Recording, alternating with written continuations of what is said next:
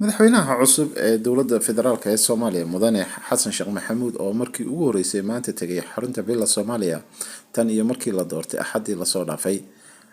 Kulankan ayaa kulan gaar ah oo la qaatay madaxweynihii hore ee dalka mudane Maxamed Cabdullaahi Farmaajo. Kulankan oo dhacay barqanimadii maanta ayaa ujeedkiisu waxa uu ahaa is-xog wadaarsi iyo soo dhaweyn sida ay inoo sheegeen ilo wareedyo xog ogaal ah.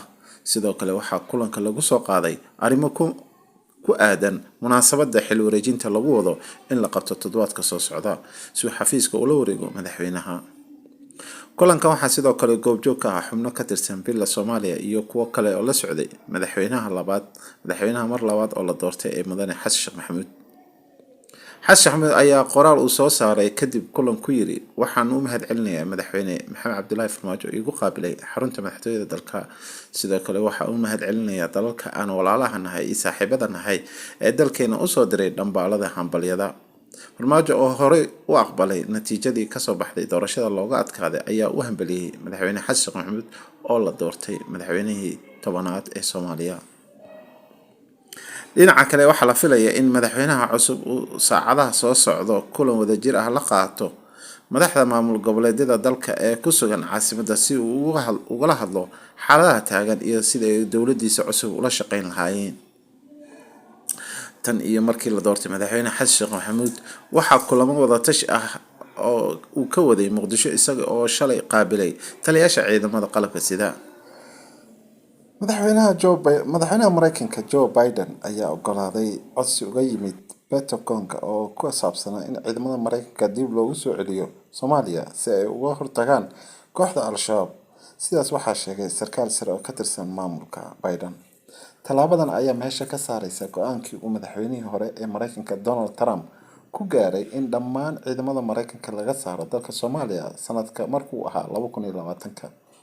Mareykanka ayaa dib u habeyn ku sameyn doona ciidamadiisa ku sugan Bariga Afrika waxaana uu u dhaqaaqi doonaa soo celinta joogitaankiisa Soomaaliya isagoo la tashanaya dowladda federaalka Soomaaliya sida uu sarkaalkani sheegay.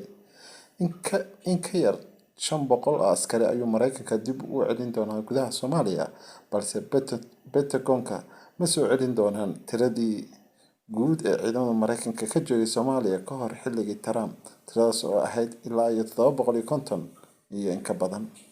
Waxaan aragnay wax laga xumaado cadeymo cad oo muujinaya in Al-Shabaab ay damacsan tahay oo awood u leedahay inay beegsato dadka Mareykanka ah, ayuu yiri sarkaal isagoo xusay in kooxda Al-Shabaab ay Bariga Afrika ku dishay in ka badan 12 qof oo Mareykan ah sanadihii la soo dhaafay, kuwaas oo 3 ka mid ah ay ku dileen saldhigga ciidamada Mareykanka ee dalka Kenya.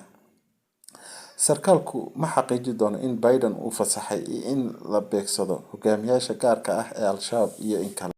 Madaxweynaha cusub ee Soomaaliya xasan sheekh maxamuud ayaa soo dhaweeyay go'aankaas oo ah in ciidamadii Mareykanka ee ka baxay Soomaaliya oo dib loogu soo celiyo. Wuxuuna ku tilmaamay inay u tahay waxtar isla markaana garab istaag ee dowladda Soomaaliya maadaama ciidamada Soomaaliya u baahan yihiin garabka Mareykanka ay yihiin isla markaana kuwa ku tiirsan taageerada Mareykanka.